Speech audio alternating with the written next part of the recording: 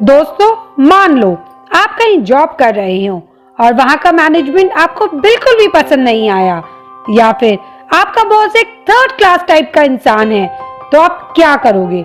सीधी सी बात है ना यार, आप कुछ ही दिनों में जॉब को चेंज कर दोगे। वहीं दूसरी तरफ अगर आपको किसी देश का प्राइम मिनिस्टर पसंद नहीं आया, तब आप क्या करोगे? आप ज्यादा से ज्यादा उस कंट्री को चेंज कर दोगे और सोशल मीडिया पे कुछ माँ बहन वाली गालियां डाल दोगे। लेकिन दोस्तों, आपको जानकर ये हैरानी होगी कि आचार्य चाणक्य एक ऐसी लौती हस्ती थी जिन्हें एक समय में एक देश का राजा पसंद नहीं आया, क्योंकि वह राजा समझदार और बुद्धिमान लोगों का अपमान करता था और प्रजा की प्रॉब्लम सॉल्व नहीं करता था। तो चाणक्य जी ने कंट्री चेंज करने के बदले में उस राजा को ही चेंज कर दिया, जो कि अपने आप में बहुत बड़ी बात होती है, जो कि आज के समय में हम सोशल मीडिया के थ्रू किसी को भी मीम करके उसे ट्रोल कर सकते हैं। लेकिन पुराने काल में राजा के खिलाफ एक भी अपशब्द बोलने पर इंसान को बीच चढ़ाई पर सूली पर चढ़ा दिया जाता था। ऐसी सिचुएशन में रहकर राजा को डिफीट करना एक आम बात नहीं है, क्योंकि उस समय चाणक्य जी के पास ना ही कोई बहुत बड़ी सेना थी और ना ही धन दौलत, पर वे हारे नहीं। उन्होंने अपने इंटेलिजेंस से और अपनी नीति से ये सब कुछ कर दिखाया। दोस्तों, आज के वीडियो में हम चाणक्य जी की इंटेलिजेंस की कुछ ऐसे ही बातें जानेंगे जो आप मरते दम तक किसी को मत बताना। जैसे चाणक्य जी बताते हैं, सांप सबसे डरपोक जानवर होता है जो हमेशा झाड़ियों में छिपा रहता है। वो ऐसा इसलिए क्योंकि सांप एक ऐसा जानवर है जिसके पास तेज भागने के लिए ना ही पैर हैं और बहुत दूर देखने के लिए तेज दृष्टि है, इसलिए वह छिपकर झाड़ियों में रहता है। अगर आपको यह बात जानकर हैरानी होगी, सांप अपनी इस कमजोरी और लाचारी को दुनिया के सामने आने नहीं देता। वे अपने पैर खराब होने के बावजूद भी रेंगते हुए चलता है और दृष्टि ठीक ना होने के बावजूद अपनी जीभ की सेंसेस से अपने शिकार का पता लगा लेता है। और तो और वे अपने फन और जहरीले बर्ताव से अपने आसपास के जानवरों को डरा कर रखता है और वह गलती से भी अपनी इस लाचारी को दुनिया के सामने नहीं आने देता, क्योंकि साहब वह अच्छे से जानता है अगर यह कमजोरी लोगों के सामने आ गई तो उसकी दहशत चुटकी भर में खत्म हो जाएगी, जो कि इवेंचुअली उसकी जान भी ले सकता है। तो दोस्तों, यह चीज हम इंसानों के साथ भी है। जब हम अपने सीक्रेट्स, अपने रहस्य किसी को बता देते हैं तो हमारी भी जिंदगी पूरी तरह तहस नहस हो जाती है, क्योंकि हमारे सीक्रेट्स अनफोल्ड ना हो जाएं।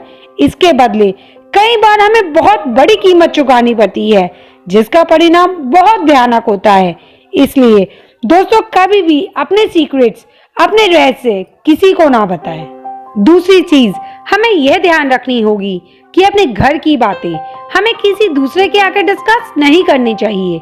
चाणक्य जी बताते हैं कि घर परिवार की बातें जितनी घर में ही रहे उतना ही अच्छा है, क्योंकि अगर आप ऐसी बातें बाहर वालों के सामने डिस्कस करेंगे तो वह सही सजेशन देने की वजह आग में घी डालने का काम करते हैं, जो इवेंचुअली हमारे घर परिवार की खुशियों को जलाकर राख कर देती है। जैसे भगवान राम को राज सिंहासन मिलने वाला था और कैकेयी जी थोड़ी परेशान थी इसी मंशा से।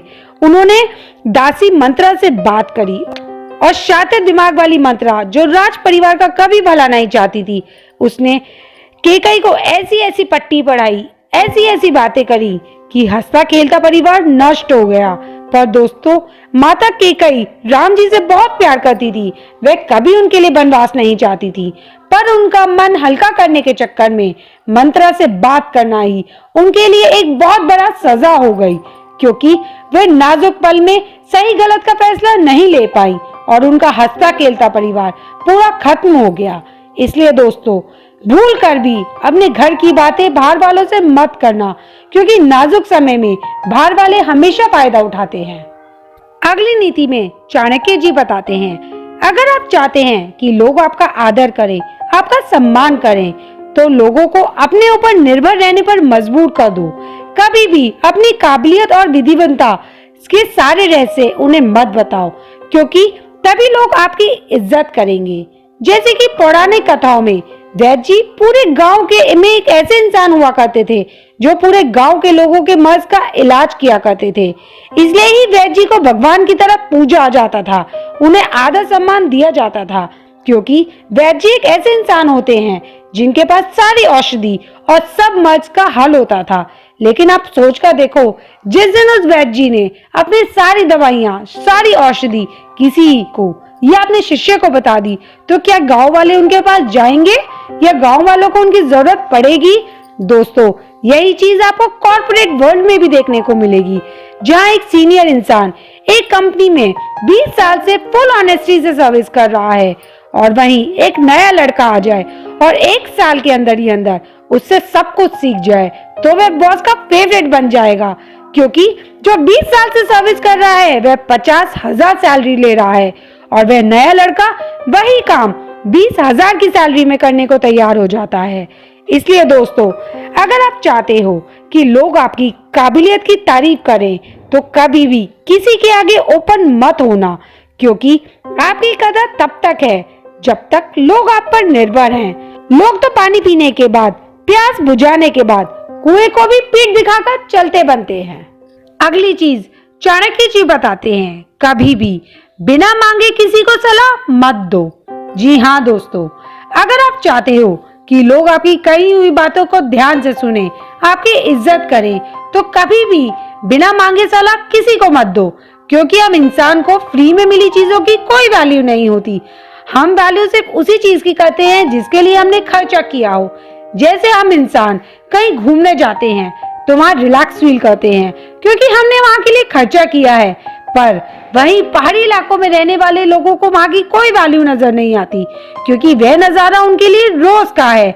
इसलिए दोस्तों, अगर आपसे कोई एडवाइस मांगे तो उसे हमेशा हेल्प करो और सही एडवाइस दो, पर बिना मांगे कभी किसी को सलाह मत दो। तो दोस्तों, ये थी आचार्य चाणक्य की बताई हुई 4 नीतियां।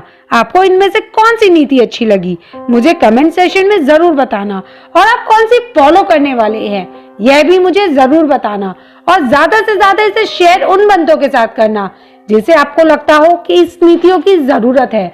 मैं मिलती हूँ आपको अपनी नेक्स्ट वीडियो में। Till then, stay positive.